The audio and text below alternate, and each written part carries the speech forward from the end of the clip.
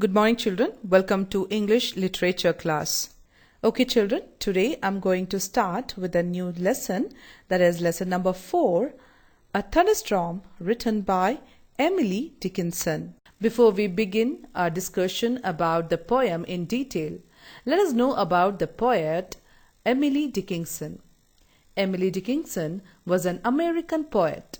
She was born on 10th December 1830 in Amherst, Massachusetts. Her other literary works are A Bird Came Down the Walk, Because I Could Not Stop for Death, etc. She died on 15th May 1886. The poem is about the damage that the storm causes everywhere. The poem is written as 5 stanzas with 4 lines in each. The poem seems to be gloomy because it talks about the causes and the effect of thunderstorm. Children, open page number 34. First I'll read the whole poem and later I'll give you stanza-wise explanation. Okay, so let's get started. The wind began to rock the grass with threatening tunes and low. He flung a menace at the earth, a menace at the sky. The leaves unhooked themselves from trees and started all aboard. The dust did scoop itself like hands and threw away the road. The wagons quickened on the streets. The thunder hurried slow. The lightning showed a yellow beak and then a livid claw. The birds put up the bars to nest. The cattle fled to barns. There came one drop of giant rain, and then as if the hands that held the dams and parted hold, the waters wrecked the sky, but overlooked my father's house, just quartering a tree. Now let's understand the detailed explanation of the poem. Stanza 1, lines 1 to 4.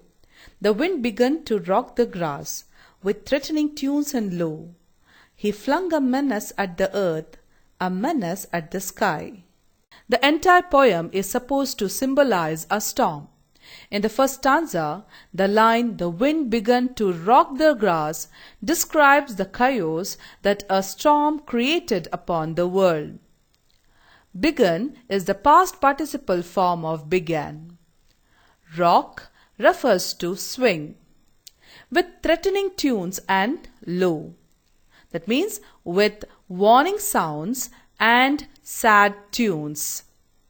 Since wind often blows through just before a thunderstorm, and it truly blows like threatening tunes.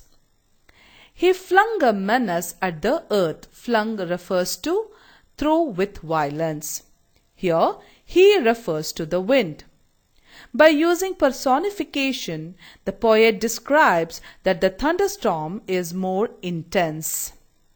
A menace at the sky. Menace refers to something that is likely to cause harm. A menace at the sky refers to the sense of danger at the sky that was caused by the thunderstorm. Here, sky is linked to trees, since their tops are in the sky. Now let's see stanza 2, lines 4 to 8. The leaves unhooked themselves from trees and started all aboard. The dust did scoop itself like hands and threw away the road. In the second stanza, the poet explains how the wind rips or withered the leaves from the trees and was flying away distantly because of the bad wind. The wind blows the road's dust so fiercely that it seems that the road itself is being thrown away. The poet tells that the storm is so mighty that it throws away the road. Here, unhooked refers to rip or withered. Aboard refers to over a wide space, and scoop refers to together. Now let's understand stanza 3, lines 9 to 12. The wagons quickened on the streets, the thunder hurried slow, the lightning showed a yellow beak and then a livid claw. In this stanza, the poet explains how commuters on the street are afraid that they increases the speed of their wagons. The wagons quickened on the streets. This is because the people do not want to be caught in the storm. So they are hurrying to reach home. Here wagon refers to a four-wheeled cart for having loads. The thunder hurried slow. That means the things happen quicker than one expect them to happen. Here hurried refers to rushed. The poet has used oxymoron figures of speech. That means two opposite words have been used together in the line. For example, hurried and slow. The lightning showed a yellow beak. That means the lightning looks like a giant bird which is coming down. Here, yellow beak refers to flashes in the sky. It hints at the mighty anger of coming storm. Livid refers to extremely angry. Now let's see stanza 4, lines 13 to 16. The birds put up the bars to nest. The cattle fled to barns. There come one drop of giant rain, and then as if the hands. In this stanza, the poet explains how thunderstorm scares the birds and kettles equally. When the storm comes, all the animals go and find shelter. The birds put up the bars to the nest. Put up the bars refers to cover with twigs. So the birds cover the nest with the twigs. And the kettles go hide in the barns. Barns refers to a farm in which animals or hay and grains are kept. Then one drop of giant rain comes down. Here hand is referred or linked to hold, since hand hold things. Now let's see the last stanza, that is stanza 5, lines 17 to 20. That held the dams had parted whole, the waters wrecked the sky, but overlooked my father's house, just quartering a tree.